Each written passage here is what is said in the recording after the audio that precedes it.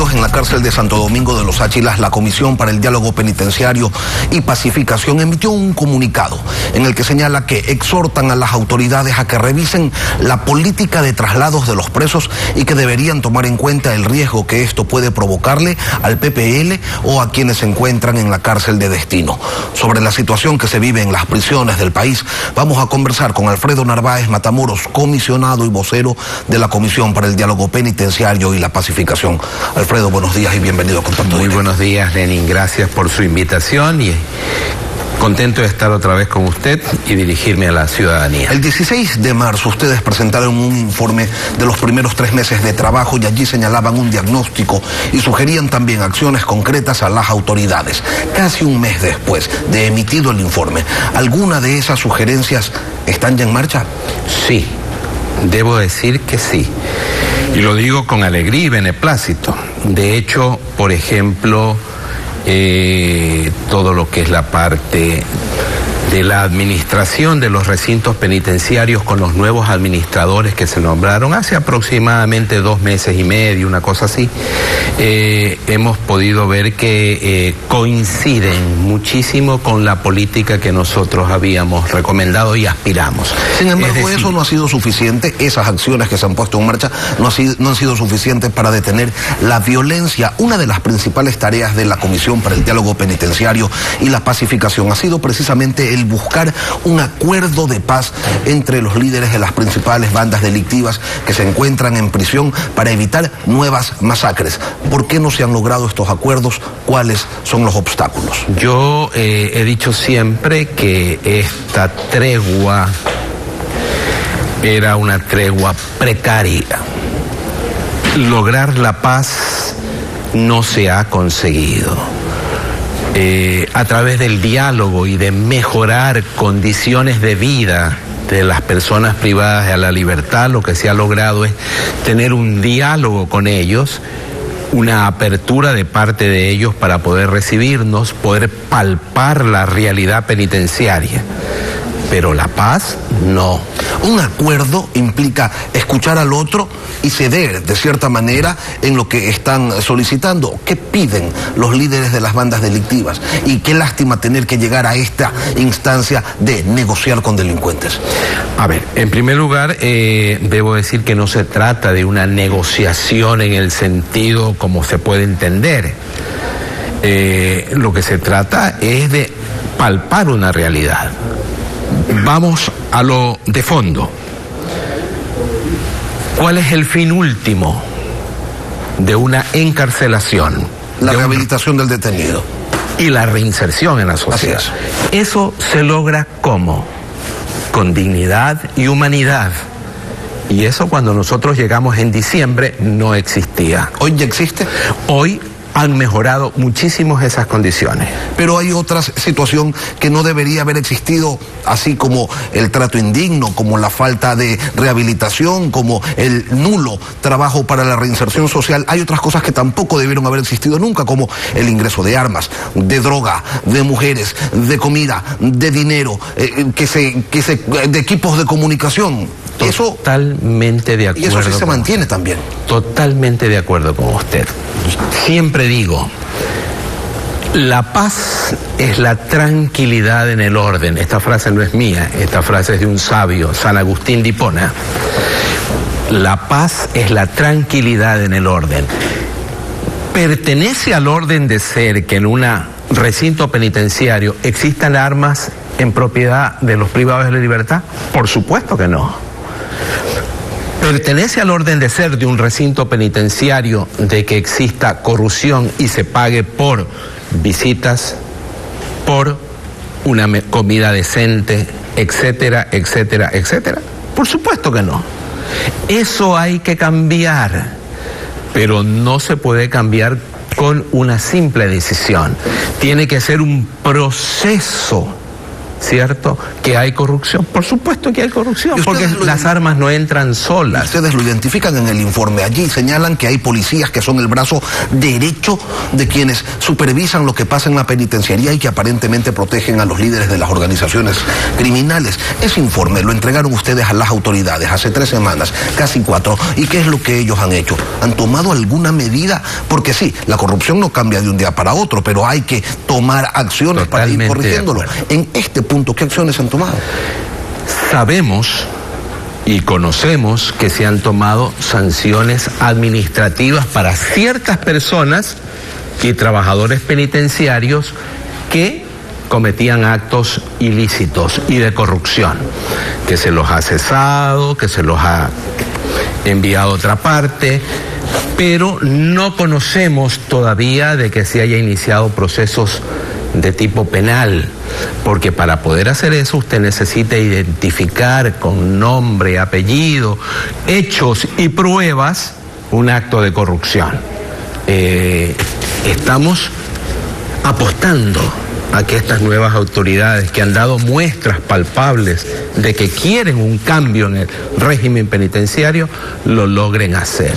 ¿Cuál es el rol, Alfredo, de la justicia en todo lo que está pasando? Delincuentes consumados a punta de habeas corpus hacen lo que les da la gana, logran traslados a donde ellos quieren, libertades anticipadas y como consecuencia, las masacres. El informe de la comisión hablaba del abuso de la prisión preventiva y yo le pregunto, ¿hay también un abuso en el recurso de habeas corpus? Si usted me pregunta, le digo que sí.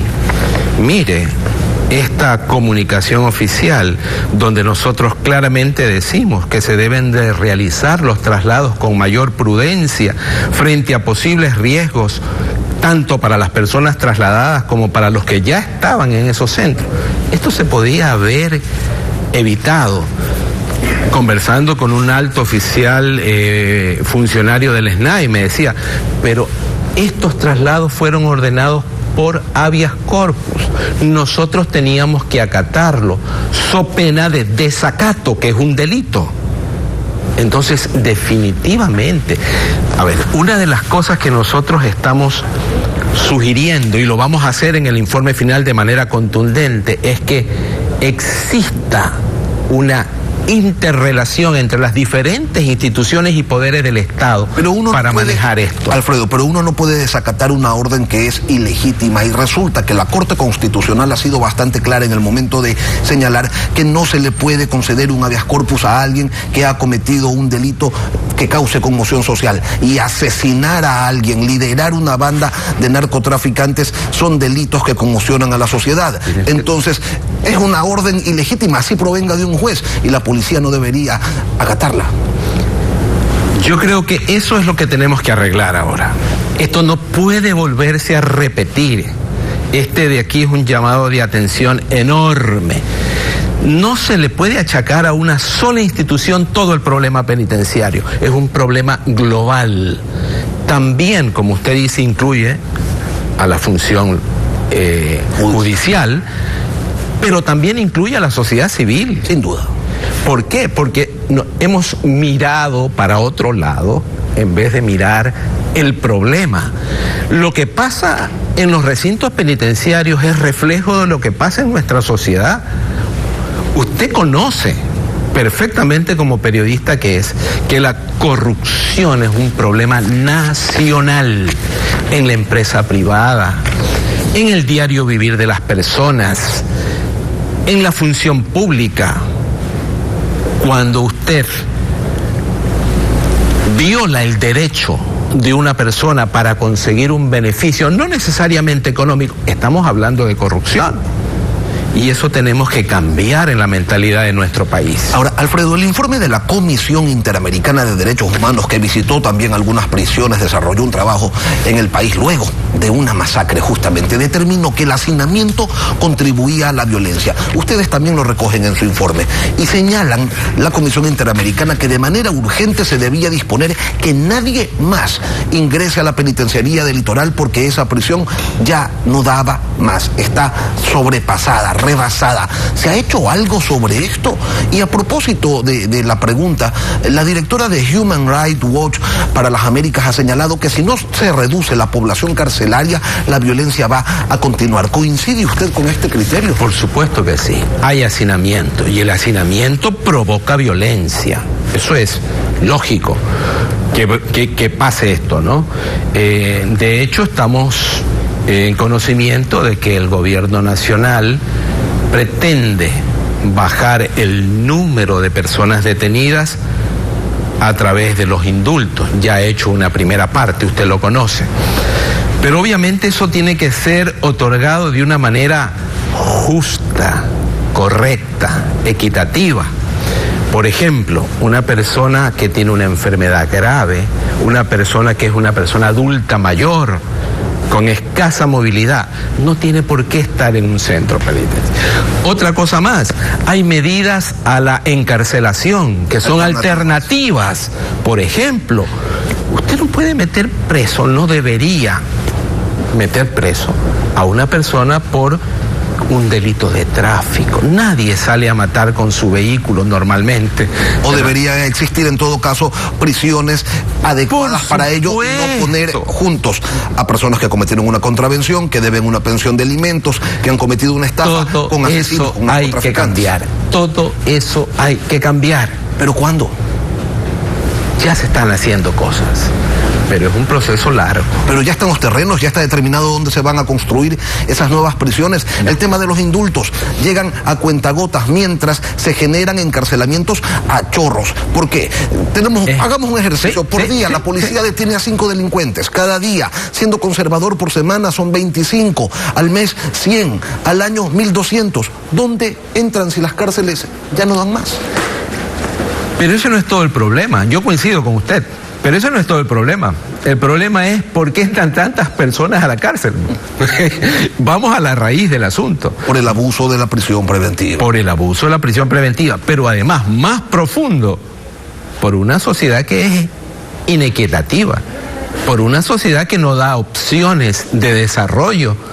Los barrios están aproblemados, están contaminándose de violencia, corrupción.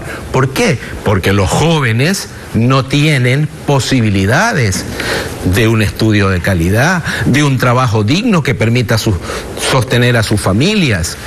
Tenemos que ver todo el problema. Al día de hoy, Alfredo, y tal como están las cosas, ¿se puede generar otra masacre en cualquier otro centro penitenciario? Yo temería que sí. Fíjese, una decisión que no dependió del SNAI directamente, hay que decirlo de esa manera, no dependió del SNAI, pero una decisión, 44 muertos. ¿Se refiere usted al habeas corpus que se le entregó a este señor Anchundia y a otros? Y a otros más, porque en 2 meses esa cárcel de Santo Domingo pasó a tener 124 presos más, o sea, detenidos más, cuando era un recinto penitenciario que estaba sobrepoblado y que no reunía las seguridades para albergar a estas personas. Decisiones judiciales irresponsables, podría decirse que criminales. Alfredo Narváez, comisionado y vocero de la Comisión de Diálogo y Pacificación Penitenciaria, gracias por acompañarnos hoy aquí en Contacto. A usted, un gusto siempre poder comunicar a la ciudadanía lo que tenemos, ¿no? Una pausa y volvemos.